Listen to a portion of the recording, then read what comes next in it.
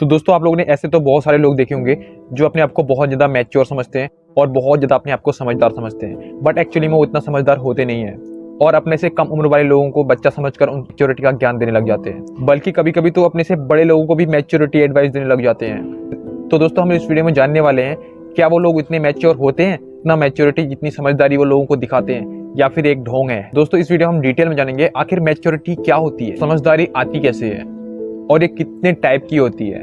इस वीडियो में मैं आपको 5 ऐसे तरीके बताने वाला हूँ जिन तरीकों को फॉलो करके आप एक मैच्योर पर्सनैलिटी बन सकते हो और लोगों को जान सकते हो कि आगे वाला बंदा मैच्योर है या नहीं है।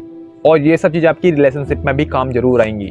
बेसिकली मैच्योरिटी का मतलब अपनी सोच और अपने इमोशंस और अपने एक्शंस पर बैलेंस और कंट्रोल होना होता है। और अगर हम क्लिनिकल फिजियोलॉजिस्ट और यूनिवर्सिटी ऑफ टोरंटो के प्रोफेसर जॉर्ज और पेटरसन के शब्दों में जाने तो उनका कहना है कि हम अपनी लाइफ में जितनी ज़्यादा अलग अलग तरीके के प्रॉब्लम्स और सिचुएशंस को एक्सपीरियंस करते हैं, यंग एज में जितना ज़्यादा रिस्पॉन्सिबिलिटी लेकर खुद को और लाइफ को हैंडल करते हैं, उतने ही ज़्यादा हम मैच्योर हो जाते हैं और एक पर्पसफुल लाइफ जीते हैं। तो दोस्तों मैच्योरिटी के 2 एरियाज हैं। पहला मेंटली मैच्योरिटी, जिसमें हमारी सोच और सिचुएशन को देखने का नज़रिया शामिल होता है।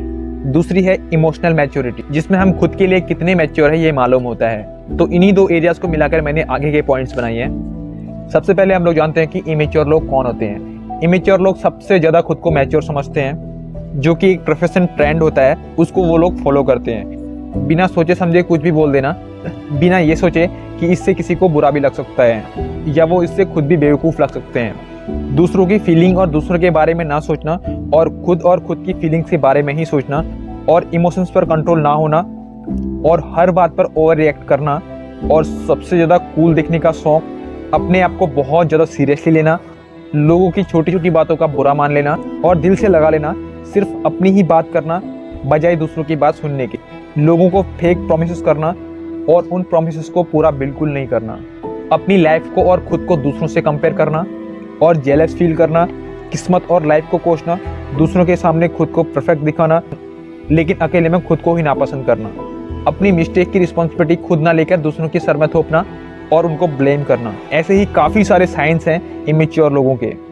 लाइफ को पर्पस के साथ जीना, मालूम होना कि उन्हें एक्चुअली में लाइफ में क्या चाहिए, दूसरों की फीलिंग्स और दूसरों के एक्शन को समझना, इमोशनल फूल ना होना बल्कि अपने इमोशंस पर कंट्रोल रखना, चाहे कैसी भी सिचुएशन हो उसे काम होकर हैंडल करना, अपने आप को ज़्यादा सीरियसली ना लेते हुए दूसरों के मजाक में हंसना बिना अपनी सेल्फ रिस्पेक्ट गवाए, खुद ज़्यादा बोलने से ज़्यादा दूसरों की बात ध्यान से सुनना, कोई भी वादा जल्दी से ना करना और जो कर दिया उसे आखिरी दम तक निभाना, अपने माइंड, हेल्थ, रिलेशनशिप, प्रोफेशन और नॉलेज को बेहतर बनाते रखना, अपनी और अपनों की रिस्पॉन्सिबिलिटी खुद उठाना, ये सारे गुण होते हैं एक मैच्योर, एक समझदार व्यक्ति के।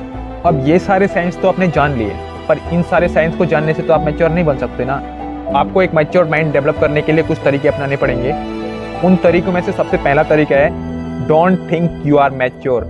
ये कभी मत सोचो कि आप एक समझदार इंसान हो। जो ज़्यादातर उम्र में बड़े लोग और यंग लोग गलती करते हैं वो है कि अपने आप को मैच्योर समझते हैं। वो समझते हैं कि मुझे सामने वाले से ज़्यादा समझ है और यही तरीका है कि रिलेशनशिप के बीच तकरार आना।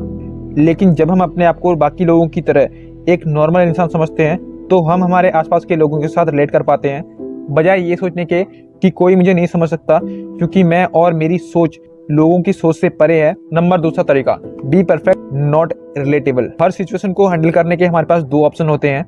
या तो हम परफेक्टली आराम से सोच समझ के सिचुएशन हैंडल कर सकते हैं, जैसे कि MS धोनी मैच के दौरान करते हैं, कभी आपने देखा होगा तो। या फिर बिना सोचे समझे अपने कंट्रोल को खो के रिएक्ट कर सकते हैं, जैसे कि बहुत ज़्यादा एक्साइटेड हो जाना और बहुत ज़्यादा गुस्सा हो जाना। Number 3, understand emotion and control them. चाहे इमोशन खुद के हों या दूसरों के, हमें सभी के इमोशंस को समझना चाहिए और उन्हें सही तरीके से हैंडल करना चाहिए। हम सभी अपने इमोशंस को तो अच्छी तरह समझते ही हैं, लेकिन जो बातें लोग आपसे नहीं कर पाते उनको आप खुद ही समझ सको। दूसरों की नज़रिए से दूसरों की सिचुएशन को भी देखो।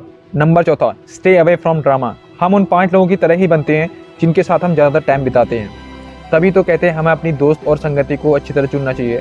तो जितना हो सके नेगेटिव लोगों से और ड्रामा से दूर रहो। Number 5, take responsibility don't blame. बहुत आसान होता है भगवान को, लाइफ को, फ्रेंड्स को, सिचुएशन को या फिर पेरेंट्स को ब्लेम करना कि मेरे पास ये नहीं है, मेरे पास वो नहीं है, इनकी वजह से मैं जो करना चाहता हूँ वो मैं नहीं कर पा रहा हूँ। और अगर खुद से नहीं हो पाया तो बाकियों पर ब्लेम डाल देना। अगर आप एक मैच्योर इंसान बनना चाहते हो तो अपनी और अपनों की रिस्पॉन्सिबिलिटी खुद उठाएं। Don't be A follower, be a leader. तो दोस्तों ये थे कुछ स्टेप एक मैच्योर इंसान बनने के, और साथ ही साथ एक मैच्योर इंसान की पहचान। तो दोस्तों कैसी लगी आप लोगों को ये वीडियो? अगर आप लोगों को ये वीडियो पसंद आई हो तो इस वीडियो को लाइक, शेयर एंड सब्सक्राइब जरूर कर देना। मिलते हैं नेक्स्ट वीडियो में इस तरह की वीडियो के साथ, तब तक के लिए बाय बाय।